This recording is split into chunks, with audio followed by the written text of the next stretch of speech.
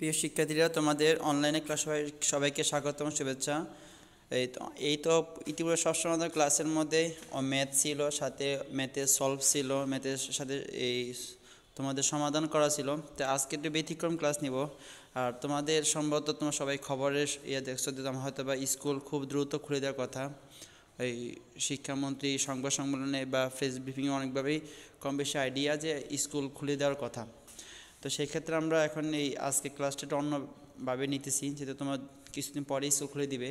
তো সেভাবে দেখো, তোমাদের আজকে ক্লাস হলে জাস্ট আমিও ম্যাথ দেওয়া থাকবে, ম্যাথের উপরে কিছু বুঝে বুঝে বলবো, সেই আঙ্গিকে তোমরা নিজেরা করবা।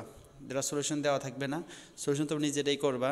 ওটার জন্য আমি আর আমার ভয়েসটা শুনতে পারো, ভয়েস শুনে তোমরা হিন্টস যেটা মানে করার যে আইডিয়াটা প্রসিডিউরটা শিখতে পারো।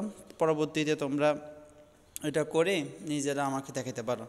তো দেখো, এবিসি একটি সমকোণী ত্রিভুজ। ত্রিভুজটি ভূমি, লম্ব ও অতিভুজ দেওয়া আছে এক্স ওয়াই আর। ভূমি সংলগ্ন সূক্ষ্মকোণ দেওয়া আছে থিটা।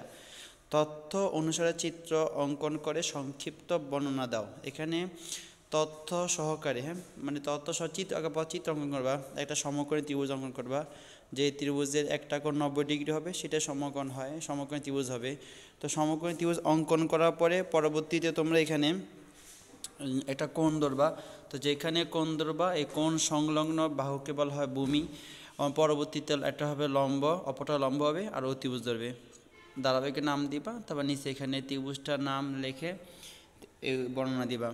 দেখো, প্রমাণ করো যে sec square theta minus ten square theta equal to 1। এখানে যেহেতু কোনো উদ্দীপক কোনো কিছু দেওয়া নাই, যা শুধুমাত্র একটা ত্রিভুজের আইডিয়া দেওয়া আছে এবং সেখান থেকে sec square minus ten square. আর আমরা যে ত্রিকোণমিতিক অনুপাতে যে সূত্রগুলো, সেই সূত্র আমরা কমপ্লিট আইডিয়া জানি, যে sine square plus cos square equal to 1, তারপর sec square minus ten square equal 1, cosec square minus cot square theta equal to 1। তো সেই ক্ষেত্রে সেক স্কোয়ার মাইনাস এটা এমনিতে 1 হয়, যদি এমনিতে বলতে সূত্রের প্রমাণটা। এখন দেখো, সূত্র প্রমাণ করার জন্য তোমার ত্রিভুজটা যে কতে যে ত্রিভুজটা আঁকবা, ওই ত্রিভুজটা আবার খতে আঁকবা। আঁকার পরে এখানে সেক স্কোয়ার, সেক বলতে বোঝায় কসের উল্টা, আমরা জানি কস বলতে বোঝায় ভূমি বাই অতিভুজ। কস বলতে বোঝায় ভূমি বাই অতিভুজ, তাহলে সেক হবে অতিভুজ বাই ভূমি। টেন হয় তোমার লম্ব বাই ভূমি, টেন হয় লম্ব বাই ভূমি, তো এখানে লম্ব বাই ভূমি লিখবা। তো লেখার পরে তোমাদের এখানে আমাদের ভূমি দেওয়া আছে এক্স, লম্ব দেওয়া আছে ওয়াই এবং অতিভুজ দেওয়া আছে আর। তো তোমরা এই আইডিয়াগুলো নিয়ে sec square minus ten square, তারপর সেক স্কোয়ার জন্য কী হবে, সেক স্কোয়ার জন্য তোমার হবে যেটা তুমি আইডিয়া করো, যেহেতু সেক বলতে বোঝায় লম্ব, অতিভুজ বাই ভূমি। তো অতিভুজ বাই ভূমি হলে এখানে অতিভুজ আর, আর ভূমি কত, এখানে ভূমি তোমার এক্স, তাহলে হবে তোমার আর স্কোয়ার বা এক্স স্কোয়ার। এভাবে ওই পাশেরটা টেনটা একইভাবে হবে। করার পরে তোমরা এটাকে একটা ইকুয়েশন নিবা। আবার পিথাগোরাস হতে পাই, এমনিতে সমকোণী ত্রিভুজে পিথাগোরাস প্রয়োগ করে, সমকোণী ত্রিভুজে পিথাগোরাসের প্রয়োগ করে অতিভুজ ইকুয়েশনে কী লেখা যায়, সেখান থেকে একটা মান বের হবে। ওই মানটা আমার পূর্বের ইকুয়েশনে বসাইয়া তোমার সমান সমান 1 দিবা। তো এটা তেমন খুব বেশি কঠিন না, একেবারে সিম্পল প্রমাণ, sign square plus cos square মতন। এখানে সরাসরি সূত্র দেওয়া আছে, এখানে সূত্র কনভার্ট করতে হবে। দেখো, প্রমাণ করা যে cosec square minus cot square, তো এটাও পূর্বের প্রমাণটার মতনই। কসের ক্ষেত্রে হবে কসেক বলতে বোঝায় অতিভুজ বাই লম্ব, কট বলতে বোঝায় ভূমি বাই লম্ব। তো আগের মতো প্রমাণটা করবে। এবং sec square minus cosec square minus ten square minus cot square, এইটা আসলে পুরোপুরি প্রমাণটাই ওই তোমাদের সাইন সমান সমান লম্ব বাই অতিভুজ, কস সমান সমান ভূমি বাই অতিভুজ, টেন মানে লম্ব বাই ভূমি, ওই আইডিয়া দিয়েই সম্পূর্ণ অঙ্কটা, এই পুরো সৃজনশীলটা। আর তোমার মনে রাখো, এই বোর্ড কোশ্চেন কিন্তু তোমার খুব বেশিতে ধারাবাহিকভাবে নিয়ম মেনটেন এরকম না। বোর্ড কোশ্চেনে যে কোনো ব্যাপার, যে কোনো টপিক দিয়ে আসতে পারে। তো এই জন্য এটা সিম্পল জিনিস, তোমার সময় বাদ দিয়ে দাও আজকে। এই জন্য সিম্পল জিনিসটাকে যে করতে হয়, এটা দেখা যাবে তোমরা পারো বলতে পরীক্ষার সময় যাতে ওই আর দেখো না, পরে পরীক্ষার সময় বেশি লাগে, আর অনেকেও দেখো ঠিকমতো করতেও পারে না। কঠিনগুলো করে যাও, দেখো সহজ যেগুলো, এই সহজগুলো আর করতে পারো না। এই জন্য সহজগুলার আগে আইডিয়া রাখো, হয়তো বা অনেকের চাই সহজ, কিন্তু তবুও এগুলো সহজ হইলেও এগুলো প্র্যাকটিস করতে হবে। কারণ পরীক্ষা টাইম এখন সব কিছুকেই প্র্যাকটিস না করলে তোমার সমস্যা পড়ে যাবে। এই জন্য যাই হোক, তো প্র্যাকটিস করার জন্য রেখে দিলাম। প্র্যাকটিসটা করলাম, প্র্যাকটিস করে তোমরা এই গ নম্বরটা দেখো, ওই আইডিয়া দিই সেকের আর কসেক টেন কট সবগুলোকেই মান বসাবা। মান বসে থেকে একটা ইকুয়েশন আসবে, আসার পর একটা ফরম্যাটের নিয়ে তোমরা ইচ্ছে করলে পিথাগোরাসটা কাছে রাখতে পারো, পিথাগোরাসের ইকুয়েশনের কাছে রাখতে পারো। রাখার পরে দেখো তো তোমার রেখে রেখে ডান পাশ বাম পাশ সমান প্রমাণ করতে হবে। তো আশা করি আমি মনে করি তোমরা ওর পারবা, যেহেতু ক খ এটা সেমনি আর খুব কঠিন ছিল না, স্বাভাবিক, এটা যোগ বিয়োগের মতনই, তো এটা পারবা। হ্যাঁ, এটা রেখে দিলাম। যদি কারো প্রবলেম হয় আমাদের এই পরবর্তী যখন সরাসরি ক্লাস হবে বলেছে, এই অঙ্কটাও তখন করতে দিয়েছিলাম কিন্তু পারিনি। দেখো এখানে দেওয়া আছে একটা কোশ্চেন যে sine square pi by 4 cosec square pi by 3, আবার একটা রাশি দেওয়া আছে, এই ক নম্বর দেওয়া আছে। ক নম্বর উদ্দীপক স্যারের কোশ্চেন দিয়ে এর মান কত, তাহলে সাইন পাই বাই 4 মানে সাইন 45 ডিগ্রির মান, কস পাই বাই 3 মানে কস 60 মান, টেন পাই বাই 6 মানে টেন 30 ডিগ্রির মান, কস কট 5 বাই 3 মানে কট 6 ডিগ্রির মান। এর মানগুলো বসে সাইন 5 বাই 4 অর্থাৎ সাইন পাই বলতে সাইন 45 ডিগ্রি মানে 1/√2, কস পাই বাই 3 বলতে বোঝায় কস 60 মানে 1/2, এবার 10 পাই বাই 6 1/√3, সবগুলো মান বসাইয়া এটাকে গুণ করে দিবা। দেখো প্রদত্ত রাশিটির মান বের করো। প্রদত্ত রাশিটি বলতে উদ্দীপকে যে রাশি দেওয়া আছে, এই রাশিটার মান বের করার জন্য তোমরা ওই প্রথমে প্রত্যেকটার ভিন্ন ভিন্ন মান রাখবা। Sine pi by 4 1/√2, cos pi by 3, এইগুলো মান, ওগুলো মান লিখে তারপর হোল স্কয়ার দিবা। হোল স্কয়ার বলে প্রত্যেকটা পদে আলাদা আলাদা মান বের করবা। মান বের করে তোমরা প্রত্যেকটা পদকে যে যোগ করবা, যোগ করলে একটা মান বেড়ে যাবে।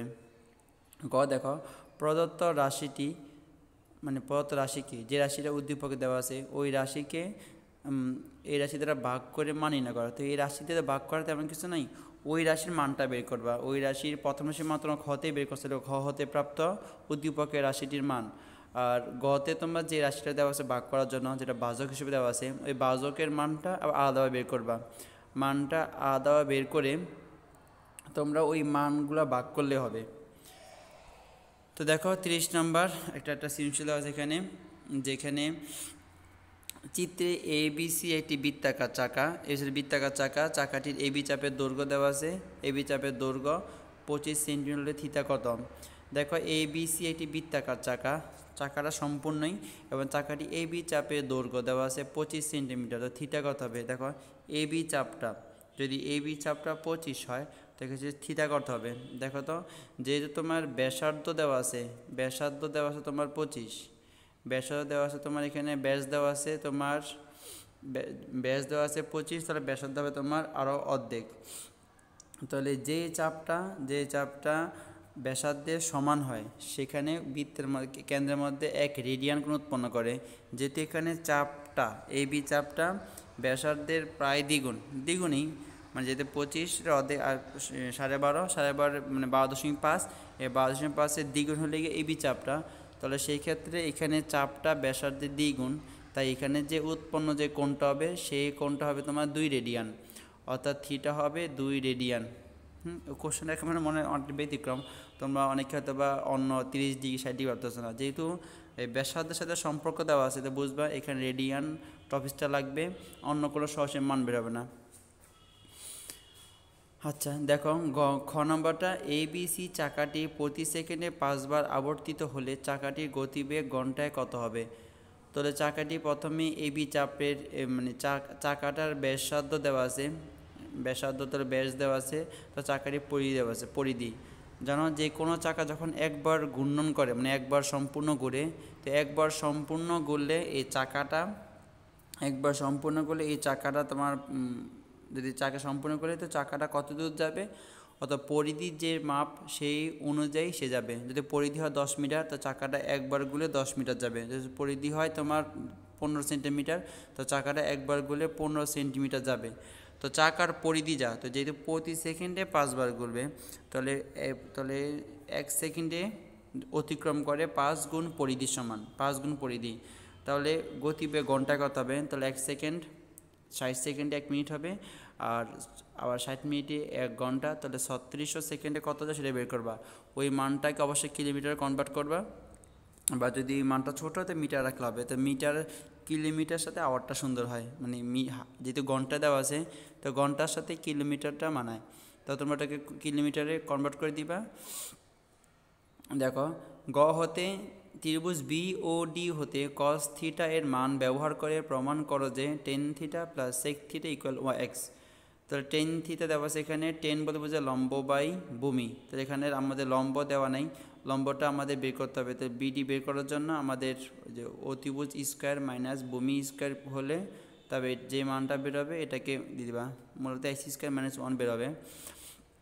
তাহলে এটা ব্যবহার করে কস টেন থিটা লম্ব বাই ভূমি আর সেক থিটা ভূমি মানে অতিভুজ বাই ভূমি, এই মানগুলো বের করে দেখো তোমার স্বাভাবিক লসাগু করে, কারণ টেন ক্ষেত্রেই যে লম্ব বাই ভূমি 2x থাকে, সেকের ক্ষেত্রে বোঝায় অতিভুজ বাই ভূমি, তাহলে এখানে 2x থাকে, তো 2x এর লসাগু হবে উপরে হবে এক্স স্কোয়ার প্লাস 1, একটা হবে এক্স স্কোয়ার প্লাস 1, একটা হবে x square minus 1, x square plus 1 x square যদি প্লাস করো এখানে প্লাস করলে তোমার ওই যে প্লাস 1 মাইনাস 1 ক্যান্সেল হবে, এক্স স্কোয়ার আর এক্স স্কোয়ার হবে 2x স্কোয়ার, 2x স্কোয়ার হবে, আর সেই ক্ষেত্রে নিচে থাকবে 2x, তাহলে 2x ক্যান্সেল হবে, তাই শুধু x থাকবে।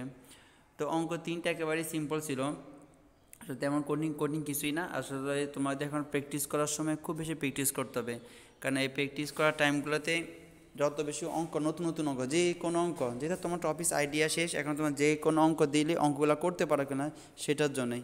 তো আমরা আগামীতে তোমার ক্লাসগুলো সেভাবে করার চেষ্টা করব। তোমরা যা সমস্যা যে স্যার এই অঙ্কটা করতে করতে এই অঙ্কটা, এমন না যে এখন সাজেশন ভিত্তিক না, তোমরা যে কোনো অঙ্ক দিলে পারার কথা সেই অঙ্কগুলো তোমরা প্র্যাকটিস করবা। তো সবাই সরাসরি ক্লাস করা যদি আমাদের যদি শুরু হয় তো সরাসরি ক্লাস করবো, নতুবা আমরা আবারও হয়তো অনলাইনে ম্যাথ সলভ করাবো। তো সবাই ক্লাসগুলো দেখবে আর আগামী ক্লাসগুলোর জন্য সব অপেক্ষা করো।